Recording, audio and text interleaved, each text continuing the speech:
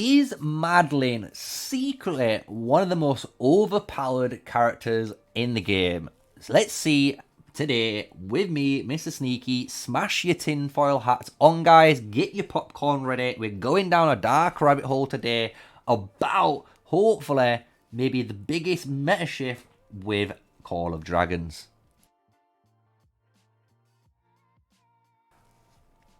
Hello everyone, so I am here today to give you guys a nice, maybe, conspiracy theory. You name it, you call it whatever you want, but we are talking about Madeline today. Everyone's probably going to be wondering, like, what the hell are you talking about? But some players know about this already, who I have been speaking to in regards to it. So there's only a selective few players knowing about what I'm going to be talking about today. So if you're going to enjoy this video, smash like, comment, and subscribe to the channel for more Call of Dragons content in the future. But with all that said, let's go into it. So Madeline, what am I talking about when I'm talking about Madeline? Because everyone knows Madeline is a infantry PvP tank hero. So she's meant to be made for, obviously, the infantry units in the game, which is very fine. And she's arguably the best infantry unit in the category. However, when you look at all of her skills when it comes to Madeline, this is where the conspiracy, and this is where some of this video is going to go towards later in regards to. So when we look at her skills, the thing with all of her skills when we start to read them is it's all Legion based, guys. So this is a massive difference compared to a load of different heroes. Why? Because if it's a Legion based buff, this means this buff does contribute to any Legion type that is contributing it to. So that means compared to anyone like, for example, a Kinarra, Kinarra has a buff that states all marksman units will gain this buff, right? So when we look at our Madeline now, for an example, skill 2 says Madeline's Legion deals a 7% more counter-attack damage, meaning no matter what Legion type you are going to gain a 15% counter-attack damage. Now, the only thing we worry about is the 15% infantry health bonus, and that is the key here to today's video. And what we're going to be doing is later on we're going to be doing some field testing with Madeline. So when we look at Madeline, and if you guys are still wondering what the hell am I on about, you get it confused, let's see if it dings right now. Every ability for your Madeline, apart from skill 3, which is the very top bar, which is the 15% infantry health, but every other skill here, even the 4th skill, all is Legion-based skills. And this means now Madeline could, in theory, be paired with someone like Nico, or someone like Bakshi, someone like Kinarra, all of these physical type heroes. And some of you might be wondering, why would you ever want to do this? Well, the thing is, as an archer player, you guys will know, you get targeted a lot. And if you're able to now make your archer hero become almost like a off-tank ranged tank that's going to punish anyone that starts to surround you or hit you, this is going to be a very interesting thing. As well, you got to remember, we get a 20% physical attack bonus here. So imagine that on someone like Nico is gonna basically give you a massive damage steroid as well. So I hope you guys are now following through what today's video is gonna start leading on to, because what we're gonna be moving on to is some combos. So what we're gonna do is actually test this out today. I've got our best mate, our big leader himself, Ghost, here today, that's gonna be able to help me record some of this footage. So thank you, Ghost, for helping me do this. What we're going to be doing is using a Madeline and Garwood combo. I'm going to be the target dummy, guys. So since I'm the target dummy, these are the skills we're going to be rocking. 5-2-2-2 and then a 5-2-2-2-1 Madeline. Why these are going to be a target dummy, all she's going to be doing is taking as much damage as possible like a raid tank. Why?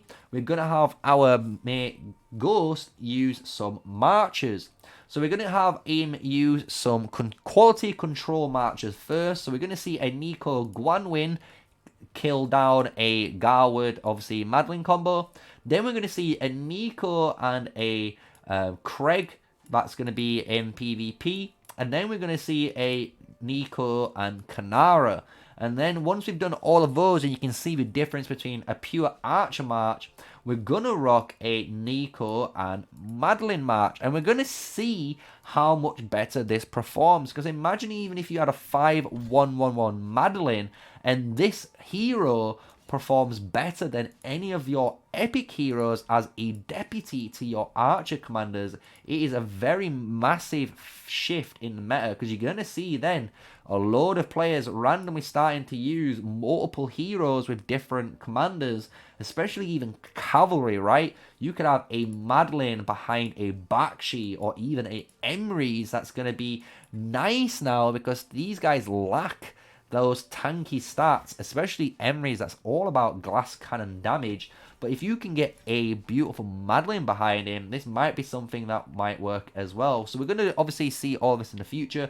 I hope you've enjoyed the video so far and you've understand what today's video is all about. So with all that said, let's move on into some nice PvP footage and test out this Madeline concept that I've concocted up on today's video.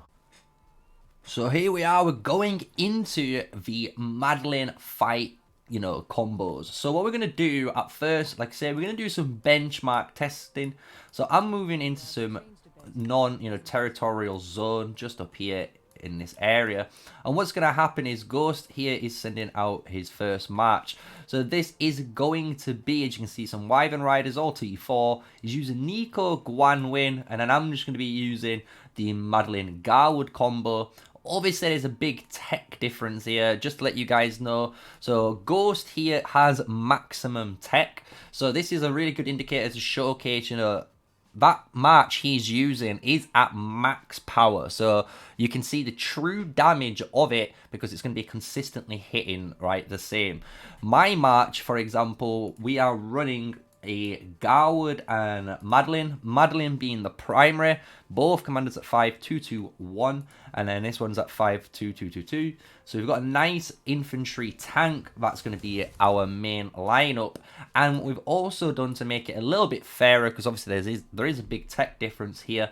He's not using any sort of artifacts, guys. So all the damage you're going to see here is through the Talon and the March itself.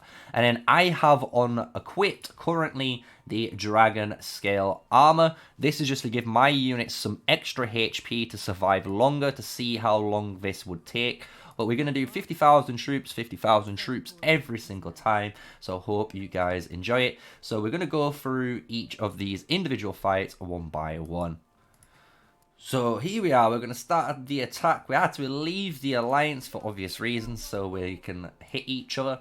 So we're going to see right now the difference in the marches. So at the minute, like I say, we're going to do the base marches. So this is going to be a Nico Gwanwyn, we're going to do a Nico Kregg, then we're going to do a Nico and Kinarra, so you can see all the difference between those three marches. And then we will do the Nico and Madeline. We're going to see if that does any better. And the way we're going to obviously judge these is by looking at the reports after each of these fights. So we can see how much units they've lost, how quick they actually fought as well, which is really important.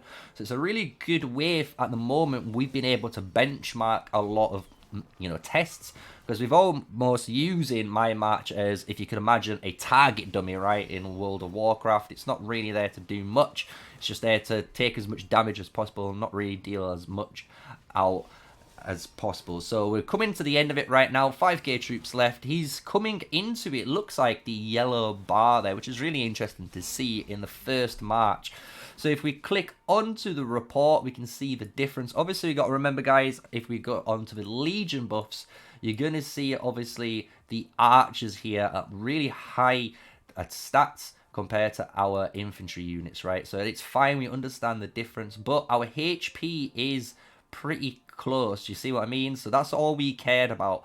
So really good. You can see all heroes here are awakened. So you're going to see everyone at true max power, which is really good on the DPS side.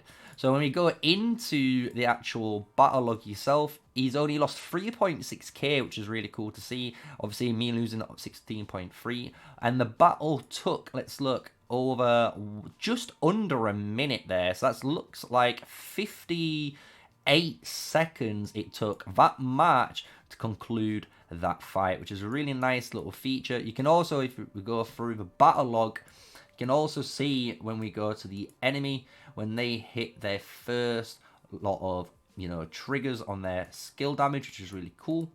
So a nice little feature in the game. We can go all the way down and go into them. If you want me to do really in-depth battle logs, we can do that too, maybe on a different video. But for this one, that is the first match that we've done. So that was the Nico Gwanwyn. So let's move on to the next one. So we're on to the next match right here, and the same thing. Wyvern Riders, tier 4 we've got here, Nico and Kregg as we explained. So let's see what the difference is in this match. I would expect this to perform a little bit better due to the hero's skill damage and the bleed that this match does with the awakened Kregg. So we're going to see what this does compared to that Gwanwyn.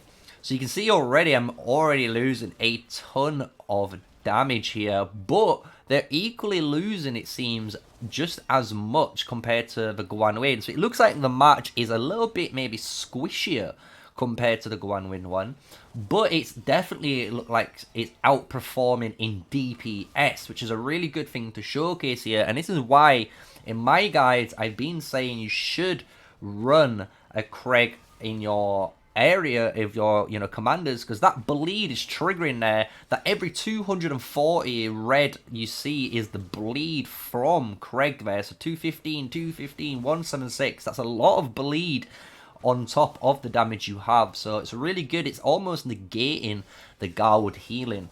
So we're going to see at the end what this does. We're at 2k troops. This should be quicker, it appears. So let's click on that battle report.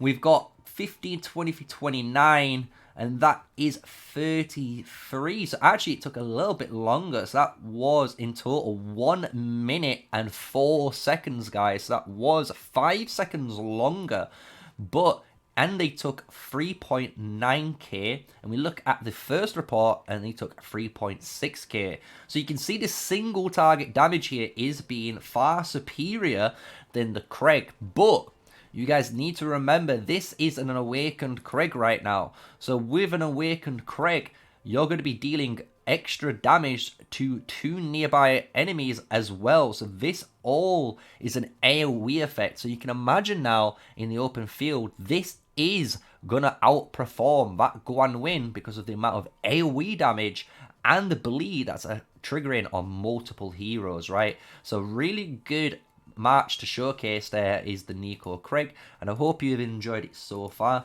So next we're going to move on to a more scarier match, right? So we're going to re-summon our troops. Nice 50k march, and then hit go.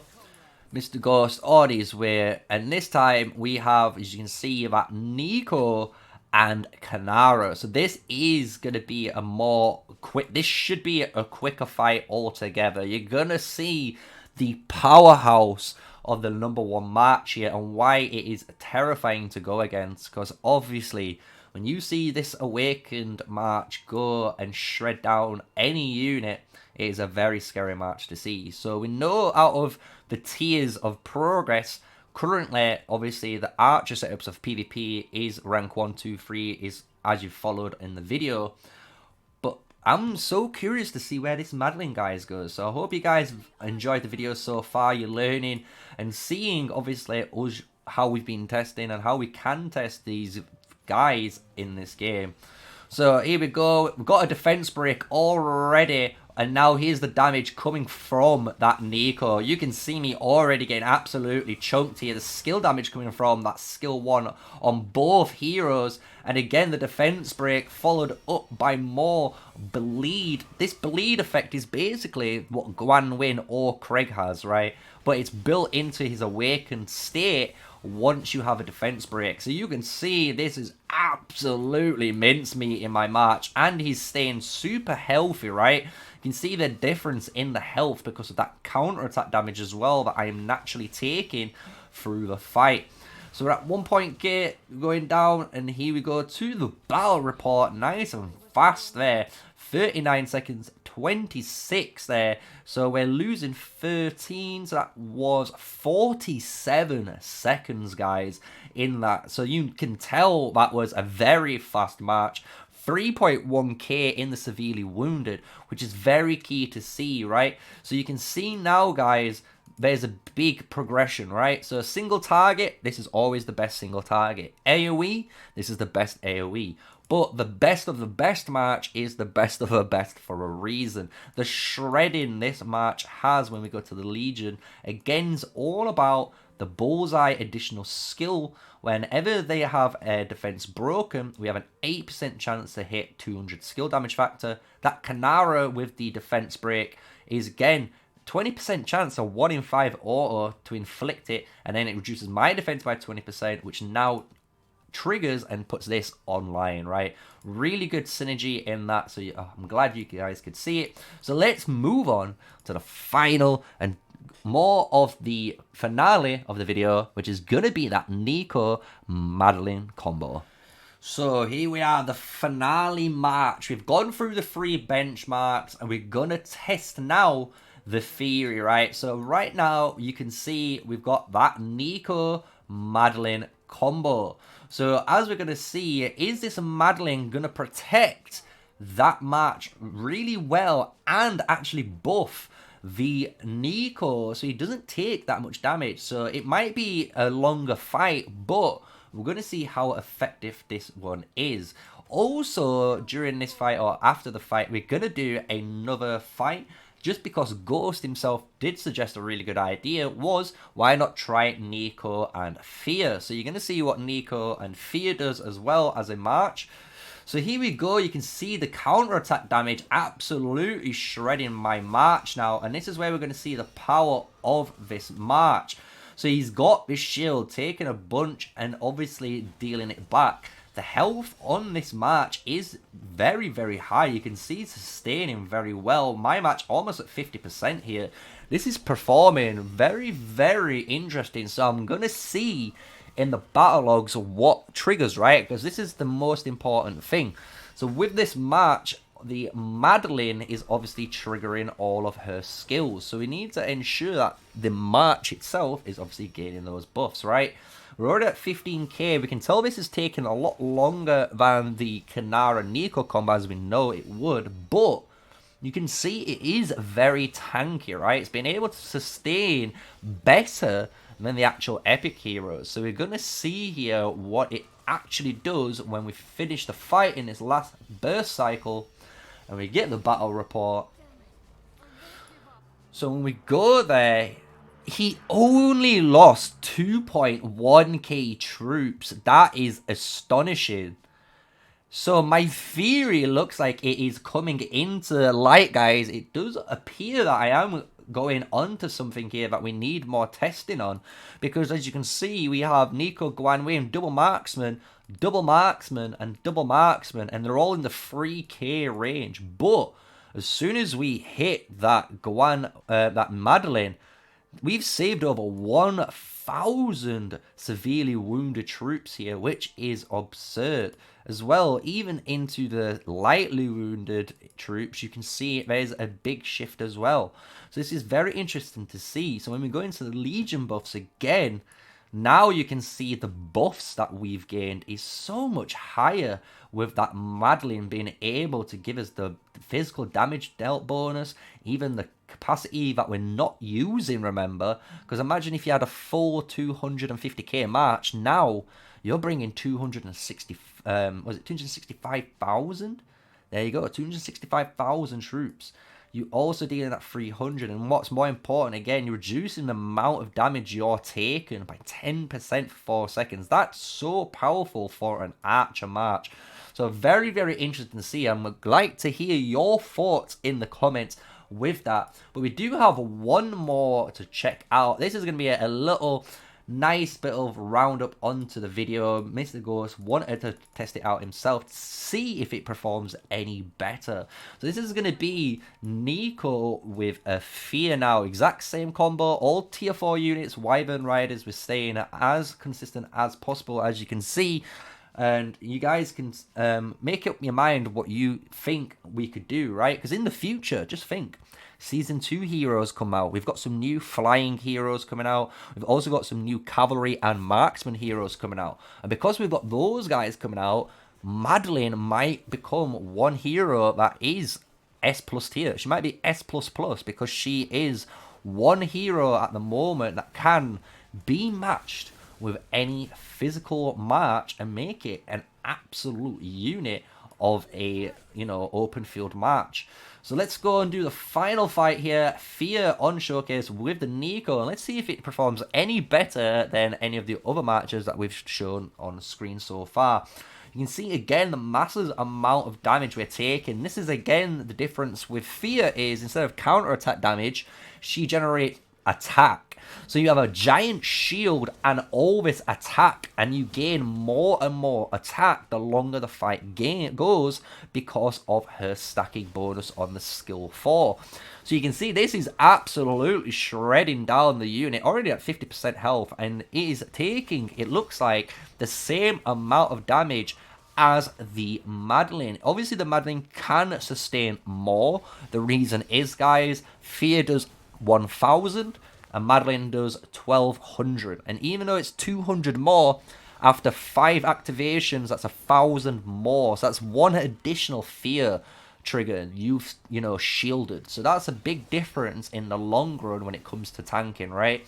So we're gonna see now, we're at the last 5000 troops here on the final match that we've tested out on the screen for you guys to see if is Madeline really secretly the most OP character to invest in the game right now, especially for those whales and high spenders.